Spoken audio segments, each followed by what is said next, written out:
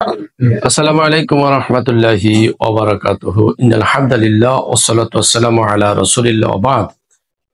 সম্মানিত দর্শক শ্রোতা মণ্ডলী, আপনারা যে যেখান থেকে দেখছেন প্রত্যেককে জানাই আন্তরিক অভিনন্দন ও মোবারকবাদ। আপনাদের সামনে আজকে উপস্থিত হয়েছে অত্যন্ত গুরুত্বপূর্ণ একটি বিষয় নিয়ে, শিশু ও কিশোরদের নৈতিক শিক্ষায় পরিবারের ভূমিকা ও করণীয়। এই বিষয়ে কোরআন এবং সুন্নাতে কি তাগিদ দেওয়া হয়েছে, পরিবারের ব্যাপারে কি বলা হয়েছে, পিতামাতা তার সন্তানকে কিভাবে মানুষ করবে, কিভাবে নৈতিক শিক্ষা দিবে, সেই বিষয়গুলো কোরআন সুন্নাতে সম্পূর্ণরূপে বলে দেওয়া আছে। সে বিষয়গুলো আপনাদের সামনে আমি উপস্থাপন করার চেষ্টা করব। সম্মানিত দর্শক শ্রোতা মণ্ডলী, আমরা জানি যে কোরআনুল কারিমে আল্লাহ পাক বিধান দিয়েছেন এবং বিধানগুলো বাস্তবায়ন কিভাবে করতে হবে সেই নির্দেশনাও আল্লাহ পাক কোরআনুল কারিমে বলে দিয়েছেন। এমনকি মেসাল দিয়েছেন যারা এই বিষয়গুলো বাস্তবায়ন করেছেন, অতীতে যারা এই বিধানগুলো প্রয়োগ করেছেন, তাদের দৃষ্টান্ত কোরআনুল কারিমে আল্লাহ পাক তুলে ধরেছেন। নৈতিক শিক্ষার ব্যাপারে পিতামাতা তার সন্তানকে কিভাবে নৈতিক শিক্ষা দিবে সে দৃষ্টান্ত আল্লাহ পাক কোরআনুল কারিমে তুলে ধরেছেন। যেমন দেখুন, লুকমান হাকিমের কথা আল্লাহ পাক তুলে ধরেছেন। লুকমান হাকিম তার সন্তানকে কিভাবে নৈতিক শিক্ষা দিয়েছিলেন সেটি আমরা সূরা লুকমানের 17 নম্বর আয়াতে পাই। আল্লাহ পাক বলছেন, ইয়া বুনাইয়া আকিমিস সালাহ। লুকমান হাকিম তার সন্তানকে নির্দেশনা দিচ্ছেন, হে ছেলে, হে আমার প্রিয় ছেলে, তুমি সালাত কায়েম করো, তুমি সালাত বাস্তবায়ন করো। এরপরে বলা হচ্ছে, ওয়ামুর বিল মারুফ, তুমি ন্যায় কাজের, ভালো কাজের আদেশ দাও। তুমি নিজে ন্যায় কাজ করো এবং ন্যায় কাজের আদেশ দাও। ওয়ানহা আনিল মুনকার, এবং অসৎ কাজ থেকে মানুষকে ফেরাও। নিজে অসৎ কাজ করবে না এবং অন্যকেও অসৎ কাজ করতে দিবে না। অসৎ কাজ থেকে তুমি মানুষকে ফেরাবে। ওয়াসবির আলা মা আসাবাক, আর যদি কোনো বিপদ মুসিবত আসে তাহলে সেই বিপদ মুসিবতে তুমি ধৈর্য ধারণ করবে। সম্মানিত দর্শক শ্রোতা মণ্ডলী, এখানে দেখুন লুকমান হাকিম তার সন্তানকে এইভাবে নৈতিক শিক্ষা তিনি দিচ্ছিলেন। সেই কথাগুলো আল্লাহ পাক কোরআন কারিমে কোট করে রেখেছেন। এছাড়াও আমরা জানি যে প্রত্যেকটা মানুষকেই আল্লাহ পাক দায়িত্ব দিয়েছেন যে তুমি কি করো, কোরআনের শিক্ষাগুলো মানুষের কাছে ছড়িয়ে দাও। যেমন আল্লাহ পাক কোরআন কারিমে তাগিদ দিয়েছেন, বাল্লিক মা উনজিলা ইলাইকা মির রাব্বিক, ও রসুল, তোমার নিকট যা নাজিল করা হয়েছে তুমি তা মানুষের নিকট পৌঁছে দাও। তাহলে রসুলের যে দায়িত্ব, প্রত্যেকটা মানুষের সেই একই দায়িত্ব। কিয়ামত পর্যন্ত প্রত্যেকটা দায়ীর একই দায়িত্ব, অর্থাৎ প্রত্যেকটা মানুষ এই কোরআনের বাণীকে মানুষের কাছে পৌঁছে দিবে। তাদের প্রত্যেকটা পিতামাতা তার সন্তানকে নৈতিক শিক্ষা দিবে। আল্লাহ পাক কোরআনুল কারিমে সূরা তাওবার 119 নম্বর আয়াতে বলছেন, আইয়ুহাল্লাযীনা আমানুত্তাকুল্লাহ, হে ঈমানদারগণ, তোমরা আল্লাহকে ভয় করো, ওয়াকুনু মাআস সাদিকিন, আর সাদিকিনদের অন্তর্ভুক্ত হয়ে যাও। তাহলে পিতামাতা তার সন্তানকে তাকওয়া এবং সত্যবাদিতার শিক্ষা দিবে।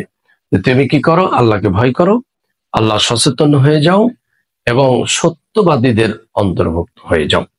এছাড়াও পরিবারের আরো দায়িত্ব আল্লাহ পাক কোরআনুল কারিমে বলছেন, দায়িত্ব চাপিয়ে দিয়েছেন, আইয়ুহাল্লাযীনা আমানু কু আনফুসাকুম ওয়া আহলিকুম নারা। আল্লাহ পাক বলছেন, হে ঈমানদারগণ, তোমরা নিজেরা জাহান্নাম থেকে বাঁচো এবং তোমার পরিবারদেরকে জাহান্নামের আগুন থেকে বাঁচাও। প্রত্যেকটা পরিবারের দায়িত্ব হলো তার আহালদেরকে, সন্তানদেরকে, ছেলে মেয়েদেরকে জাহান্নামের আগুন থেকে বাঁচানো।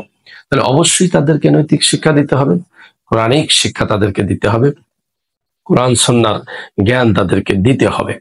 এভাবে আমরা কোরআনুল কারিমে বিভিন্ন নির্দেশনা পাই। এছাড়াও হাদিসে শিশুদের প্রতি সদাচরণের ব্যাপারে বলা হয়েছে।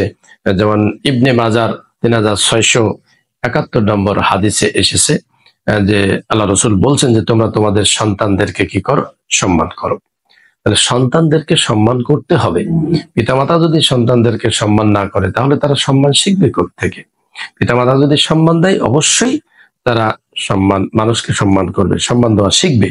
এবং আল্লাহ পাক বলেছেন তাদেরকে উত্তম আদব শিক্ষা, রাসূল বলেছেন তাদেরকে উত্তম আদব শিক্ষা দাও।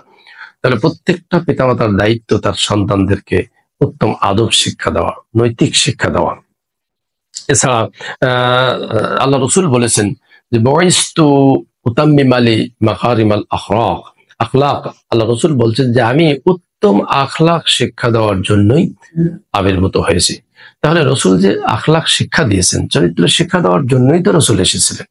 এজন্য প্রত্যেকটা পরিবারের দায়িত্ব, প্রত্যেকটা পিতামাতার দায়িত্ব, তারা তাদের সন্তানদেরকে নৈতিক শিক্ষা দিবে, উত্তম আখলাক শিক্ষা দিবে। এছাড়া দেখবেন হাদিসে আমরা আরো যে বিষয়টি পাই যে শিশুদের জন্য নামাজের নির্দেশনাও দেওয়া হয়েছে, আল্লাহ রসুল দিয়েছেন। আল্লাহ রসুল বলেছেন যে তোমাদের সন্তান যখন 7 বছর বয়সে উপনীত হবে তখন তোমরা তাদেরকে সালাতের নির্দেশনা দিবে। মরু আওলাদাকুম বিসসালাহ হুম আবনাউ সাবঈ সিনিন। তোমাদের সন্তানগুলো যখন 7 বছর বয়সে উপনীত হবে তখন তোমরা সালাতের নির্দেশনা দিবে। যদি সালাত তারা আদায় না করে তাহলে ওয়াজরিবুহুম আলাইহা হুম আবনাউ 10 সিনিন। 10 বছর বয়সেও যদি সালাত আদায় না করে তাহলে তাদেরকে হালকা প্রহারের কথা বলা হয়েছে। এইভাবে সালাতের নির্দেশনা দেওয়া হয়েছে।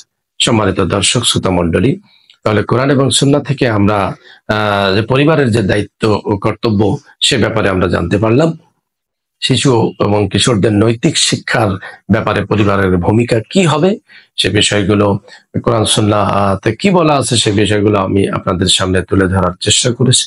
সম্মানিত দর্শক শ্রোতা মণ্ডলী, এই জন্য আসুন প্রত্যেকটা পরিবারের উচিত, প্রত্যেকটা পিতামাতার উচিত তাদের ছেলে মেয়েদেরকে নৈতিক শিক্ষা দেওয়া, সালাতের শিক্ষা দেওয়া, উত্তম আদব শিক্ষা দেওয়া, উত্তম নসিহতের মাধ্যমে তাদেরকে ভালো আদব কায়দাগুলো শিক্ষা দেওয়া। এটা প্রত্যেক পিতামাতার দায়িত্ব। এজন্য আসুন আমাদের ছেলেমেয়েরা যদি ভালো হয় তাহলে এই সমাজ ভালো হবে, কিন্তু তারাই আগামী দিনের ভবিষ্যৎ।